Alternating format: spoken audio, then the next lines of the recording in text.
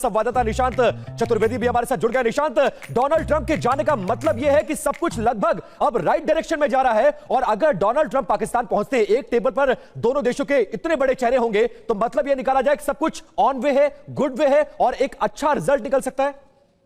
सबसे पहले यह खबर कहां से आ रही है? पाकिस्तान से। कौन रिपोर्ट कर रहा है? पाकिस्तान का मीडिया।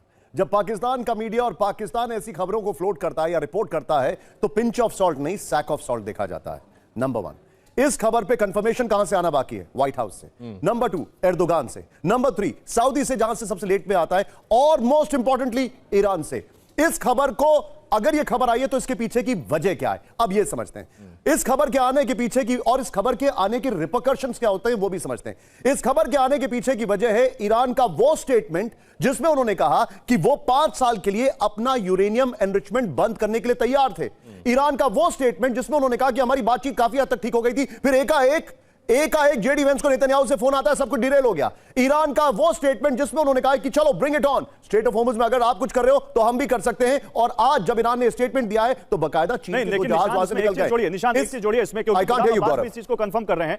निशांत, गुलाम अब्बास भी कंफर्म कर रहे हैं। आई कांट हियर यू, आप क्या कह रहे हैं? मुझे सुनाई नहीं दे रहा है। एक चीज में जोड़िए, गुलाम अब्बास भी इसको कंफर्म कर रहे हैं कि शहबाज शरीफ कल सऊदी अरब जा रहे हैं। सऊदी अरब में अगर इस मुलाकात की कोई फाउंडेशन बनती है और अगर वहां से ये कंफर्मेशन आती है, तो अगर ये मुलाकात होती है, अगर ये जमावड़ा पाकिस्तान में होता है, तो इसके मायने क्या है निशांत, ये बताइए। देखिए, अब आपने कहा कि वो सऊदी अरब जा रहे हैं, वो सऊदी अरब क्यों जा रहे हैं ये समझना जरूरी है। जो रिपोर्ट्स आ रही हैं, यूएई का उनको कर्ज चुकाना जरूरी है और सऊदी से वो और पैसा लेना चाहते हैं। नंबर वन, आईएमएफ की फंडिंग आएगी, जब आएगी तब आएगी, वो सारी चीजें। सऊदी इस पूरे इशू में एक बहुत बड़ा स्टेक होल्डर है। मोहम्मद बिन सलमान के लिए जिन शब्दों का इस्तेमाल ट्रंप ने किया है, उसके बाद सऊदी उनसे नाराज होगा, यह हैरानी नहीं होनी चाहिए। सऊदी इसमें स्टेक होल्डर है, वो चाहता है कि यह युद्ध बंद हो जाए।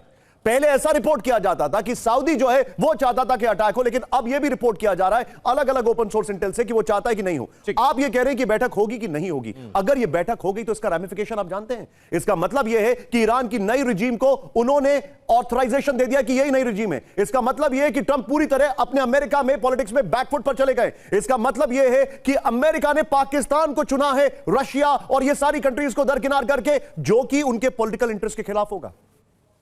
निशांत, अगर हमारे संवाददाता गुलाम अब्बास भी हमारे साथ इस्लामाबाद से जुड़े हुए हैं, अगर आप उनसे कोई सवाल करना चाहें तो कर सकते हैं। गुलाम, ये खबर की तरफ से, ये जो खबर आई है, क्या इसमें अभी पाकिस्तान की foreign affairs ministry, number one, क्या इसमें पाकिस्तान के प्राइम मिनिस्टर्स ऑफिस, किसी ने कोई रिएक्शन दिया इसमें अभी तक?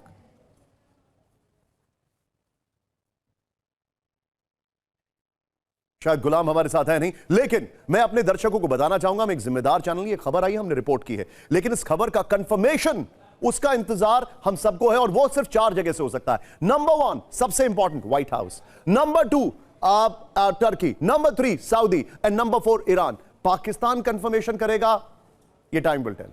Back to you studio. बिल्कुल निशांत, और डोनाल्ड ट्रंप का पाकिस्तान जाना मध्यस्थता के लिए, दोनों का साथ में बैठना, ये कहीं ना कहीं थोड़ा सा कंफ्यूजन है और कंफर्मेशन आना बाकी है, और जब तक कंफर्मेशन नहीं आता है तब तक इसको लेकर नजर बनाकर रखना पड़ेगा। जी अस्सलाम वालेकुम। जैसा कि आप देख सकते हैं और आपने सुना है, इंडियन मीडिया जो है ना इस टाइम आग बगोला हुआ है और इतनी मर्चें लगी हुई हैं, कुछ समझ नहीं आ रही कि किस तरह पाकिस्तान ने इतनी बड़ी अचीवमेंट हासिल कर ली है।